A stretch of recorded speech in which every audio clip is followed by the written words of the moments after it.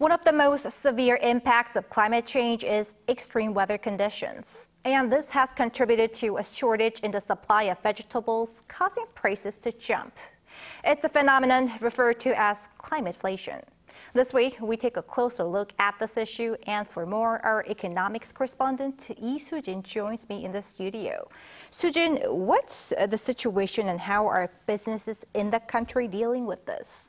Right, so you might have noticed how restaurants have started to use ingredients other than domestic napa cabbages for kimchi. And this is because of the significant rise in the price of vegetables, which is particularly noticeable as a rise in overall consumer prices have fallen to the 1% range in September for the first time since March 2021. So I went to see how businesses are coping with this situation, so let's take a look.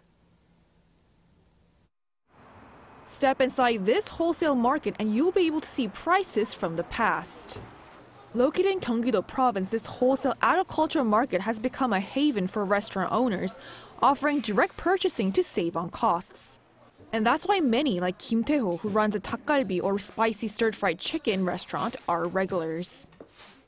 Sometimes I come up to 4 times a week. Lettuces that used to be 15,000 Korean won have surged up to 150,000 won because of the heat wave. He says he used to purchase vegetables from middlemen, but he now buys them directly from the stall. In September, prices of napa cabbages were up more than 50% and radishes around 40% compared to the previous year. Prices are already super high, but what middlemen charge is higher than the wholesale price, which is why I started to come out here. While the stall owner says Kim isn't the only one who's begun to purchase directly from him since prices have gone up, he says that securing supply hasn't been easy. There are slightly more people now, and most of them are regulars. But because the weather has been terrible, supply is scarce. And knowing that his regulars rely on him, he ensures they get the vegetables they ordered at a fair price.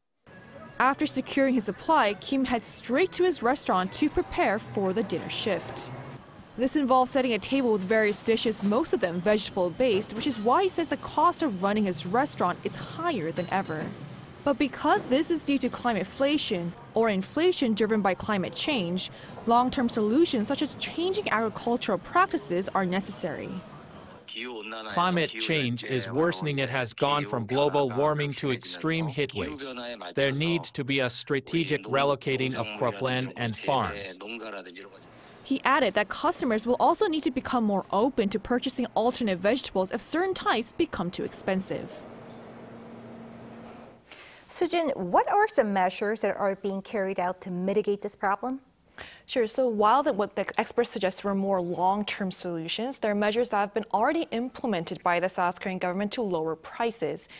Many napa cabbages struggled to form heads in August and September due to high temperatures and droughts, but conditions have improved this month. Consequently, shipments are expected to rise, with the Ministry of Agriculture, Food and Rural Affairs offering transportation subsidies for cabbages until next Tuesday, with extensions if necessary. And the government has also begun importing napa cabbages from China since late last month. With these measures, the Agriculture Minister said on Wednesday that prices are expected to stabilize at the end of this month. And how are rising prices because of climate change impacting other countries? Right, so like you said, climateflation is impacting countries from across the world, which is why global food chains have become strongly impacted. And it's not just vegetables, but also fruits.